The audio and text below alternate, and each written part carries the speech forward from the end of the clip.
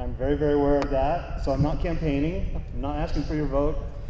I have to say, Willie came out here and just killed it. I didn't know you had that in you, Willie, and it's like, okay, well, I'm not feeling as enthusiastic as Willie. In fact, I'm feeling very tired. I'm tired because I keep trying to explain the rationale of election integrity to people who are intent on misunderstanding. And it drives me nuts. I was having a discussion just actually this morning about this, and the person was, well, what's wrong with the Pew Charitable Trust? Well, okay, so they're funded by George Soros. Who's George Soros? So they put together, so you try to go through and say, and I've always said, information in the hands of your friends will be treated very differently than that same information in the hands of your enemies. So we have to look at these things. Who is the originator of some of these things? And I want to get into this. So I do want to do a little bit of explaining here. But before I do, my wife just showed me something as I was coming out. Right now in Italy, they're taking down the flag of the European Union and putting up the Italian flag.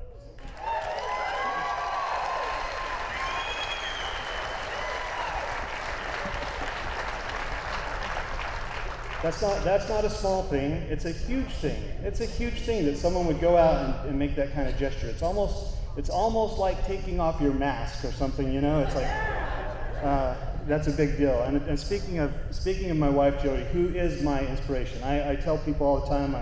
She walked into my 8th grade social studies class, and I've been trying to impress her ever since then. And she's truly, and she expects me to be a stand-up person. She doesn't really go for cowards, and I probably by nature am more of a coward, but I've been trying to live up to her expectation. So we were having this discussion probably close to 2 years ago about vaccination. And she said, we were in the car, just picked it up from the station, and she got in, and she was, we're talking about friends who felt pressure to get vaxxed, et cetera, and she said, I don't want to die. I want to be here for my grandkids. First of all, has anybody seen the movie Braveheart? Yeah. So there's a scene and so she's saying this, I want to be here for my kids. I want to live. I want to be part of this. And I looked to her and in my best Mel Gibson accent, I said, everyone dies. Not everyone truly lives. And she looked at me funny and she said, okay, donkey. So we missed it. We missed the movies there. Anyway, that's Jody. She does support me. So I want to do a little bit of explaining. Ralph Waldo Emerson said, one should not spend a day in explanation, but this may be boring to you, and I apologize if it is, but I want to do a little bit of explaining. I watched the elections, November 2020, the elections. I watched those, and I stayed up all night, and I saw something I'd never seen before. Basically, they called a timeout, and when we came back in, the score had flipped. And so I was like, it's natural to say, I kind of like an explanation of that, right? Someone's got some explaining to do. Did we get any explanation about it? No, there's no explanation. Yeah, shut up. that's the explanation. Shut up. Go to jail. Whatever. So I went back.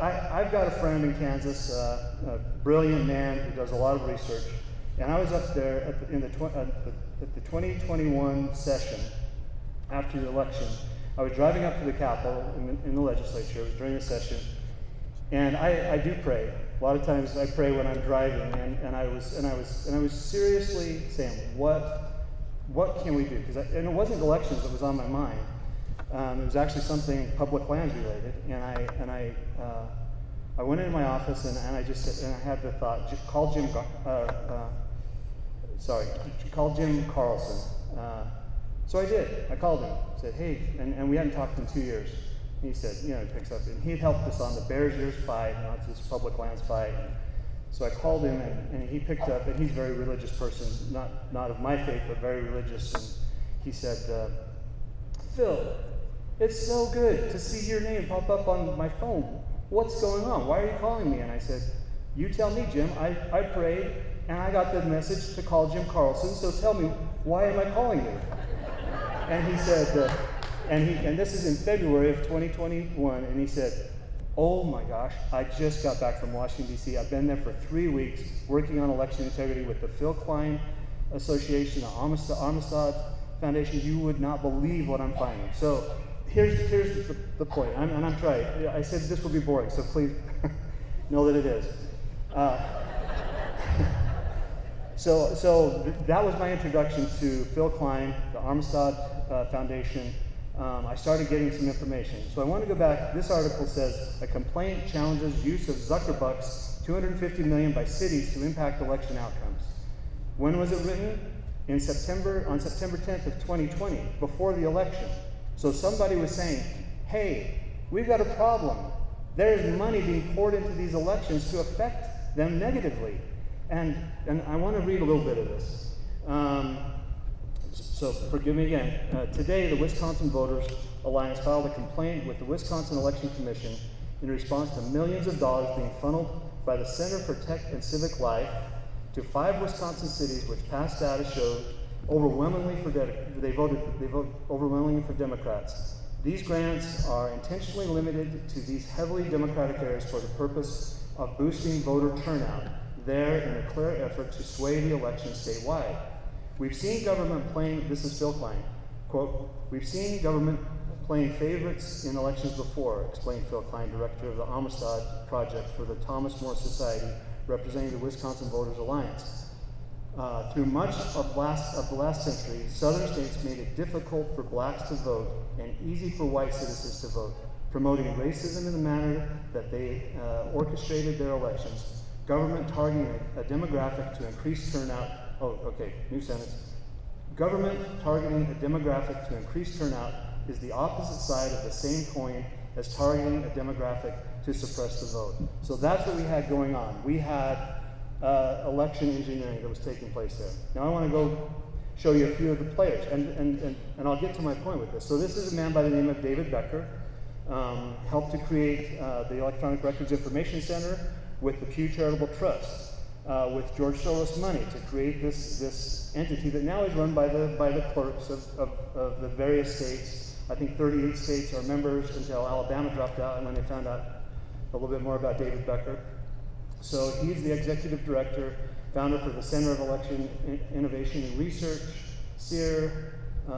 Come down to Seth Flaxman.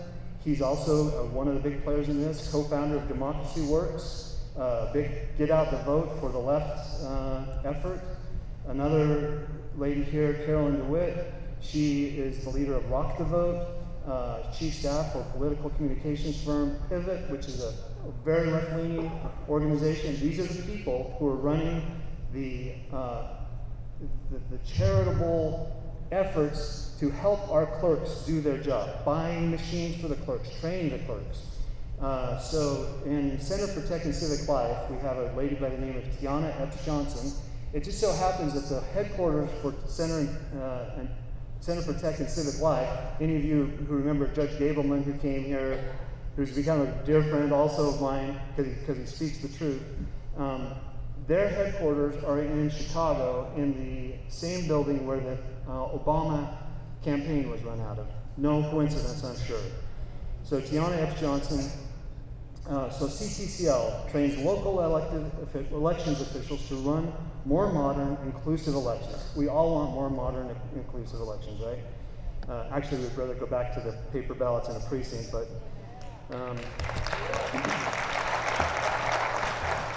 it's kind of like going to a basketball game. You know, people say, you know, they poo-poo the idea of a forensic audit. It's like, well, what is a forensic audit? It's just verifying what happened. When you watch a basketball game, there's a constant forensic audit going on because everybody's keeping score, and if something happened, they would jump in and say something. Of course, that's a different thing. So CTCL trains all these elections officials to collect and use elections data to help voters, of course.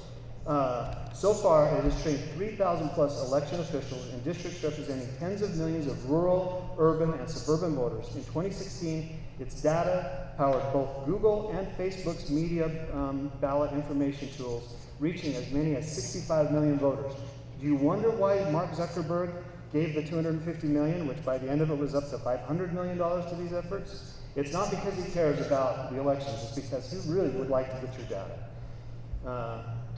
CCCL's Civic Data Division, engagement with election administration officials, with large tech companies, including Facebook and Google. So it's like, can we get our state elections offices connected to Facebook and Google?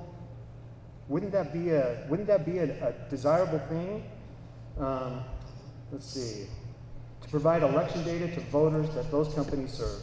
Also provides data to left-of-center organizations, and this is on their website. They're proud that they provide data to left-of-center organizations, including the Voting Information Project, Walk the Vote, First Vote, North Carolina, and Women Donors Network. So this one was a year earlier. That only had 600 election officials, so they're making headway.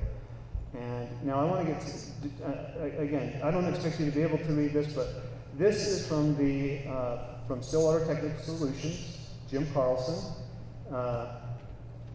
from 2021, right after the elections, and he identified the Knight Foundation, the Mark Zuckerberg Foundation, the Skoll Foundation, the Democracy Fund, the Tides Foundation, and the Arabella Investors New Ventures Fund, George Soros' fund. All of this money that's flowing in to accomplish all of these objectives. So I get this from my friend Jim Carlson. After I prayed and called him, and I wasn't the only one that was concerned about elections. Other people were. Am I doing okay on time? Okay. And I started talking about elections, and immediately I found a lot of resistance to talking about elections. So I went to in 2021, October of 2021, just about a year ago. Representative Steve Christiansen, and I were invited to come and talk to the committee, the legislative committee. So what did I bring? I brought this, and I said, I'm concerned about the outside money and the effect that it may have on the legitimacy of our elections. The next day, op-eds in the paper from the Lieutenant Governor's office and the elections office that we're promoting the big lie, that we are undermining democracy, that we're only mad because Donald Trump lost the election. And it's like, okay, you can call me names, you can impugn my character, but I still want an answer to this dang question, right?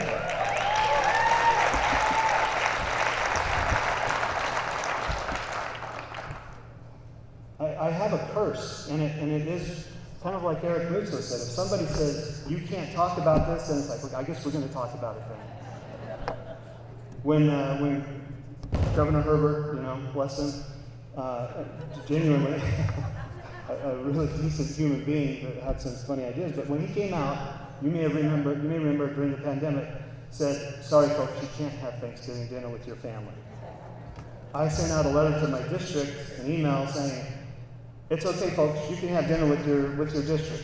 I have as much authority to authorize that as he does to say you can't, right?